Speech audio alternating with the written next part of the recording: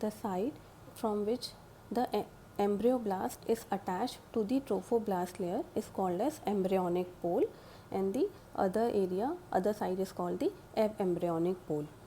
Now what will happen, this outer layer of zona pellucida will just disappear, and now this blastocyst will start invading the uterine wall, and finally the implantation takes place. The process of implantation takes place by around day 7 and it's completed by day 10. Okay, now we'll come to the second week. Now in second week, most of the changes takes place by follow the rule of 2. Like now we will be discussing the changes taking place in trophoblast, that is the outer layer, and the embryoblast, that is the inner layer. If we look at this diagram, the trophoblast, the outer layer, and the embryoblast, that is the inner layer. Okay, so all the we will be discussing changes in these two separately.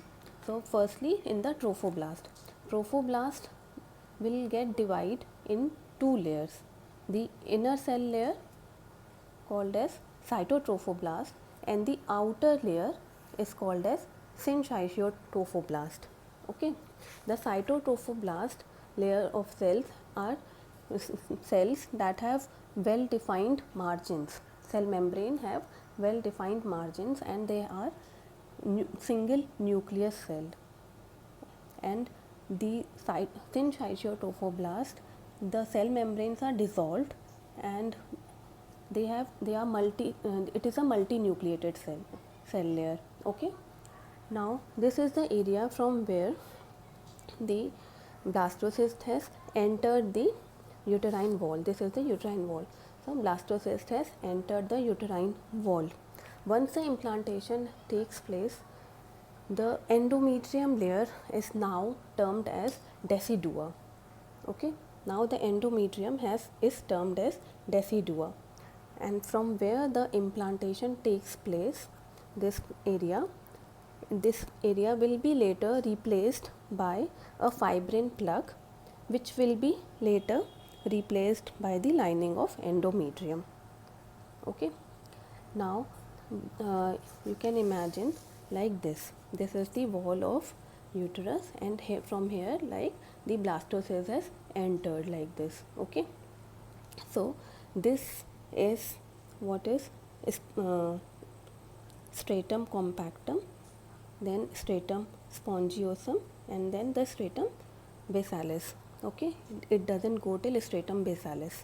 The implantation takes place till stratum spongiosum.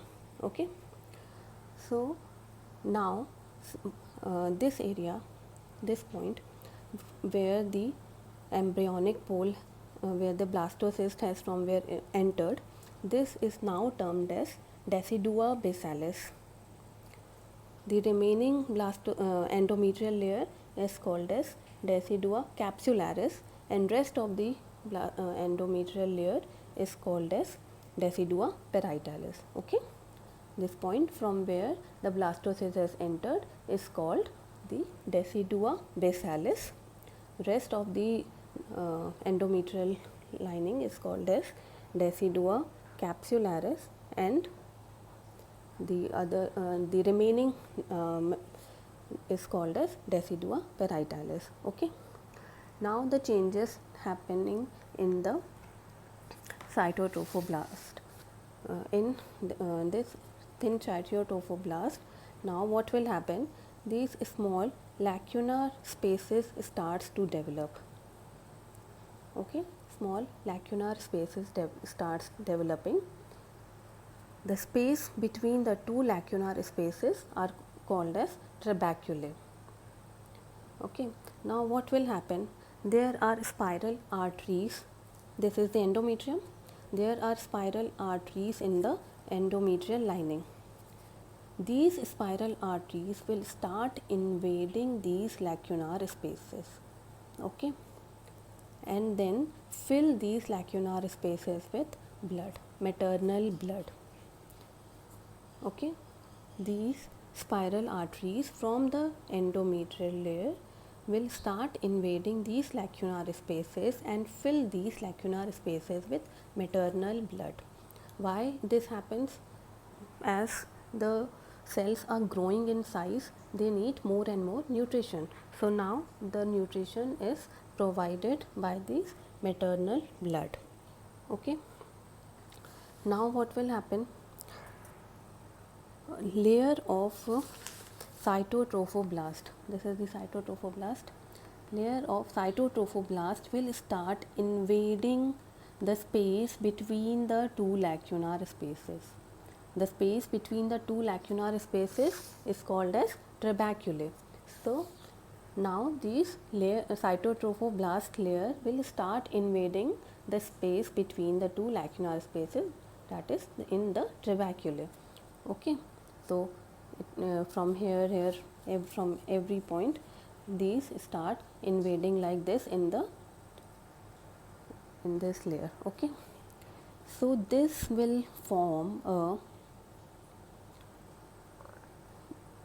primary villus. Okay, this, if we take a cross section from here, it will look like this. Inner ring will be of cytotrophoblast and outer ring will be of syncytiotrophoblast. This is forming a primary villus. We will be learning about secondary villus and tertiary villus in the 3rd and 4th week of pregnancies, and these villus will later will be forming placenta. Okay, we'll be doing that later. So for now, in the 2nd week of pregnancy, there is formation of primary villus. Now one villus here, one villus here, one villus here. So now where there is lacuna, this space can now be termed as interlacunar space. Intervillus space. There is one villus here, one villus there. So the lacunar space can now be termed as intervillus space. Okay. Now what will happen? The cytotrophoblast of one reach till this end. Now this end will start migrating and will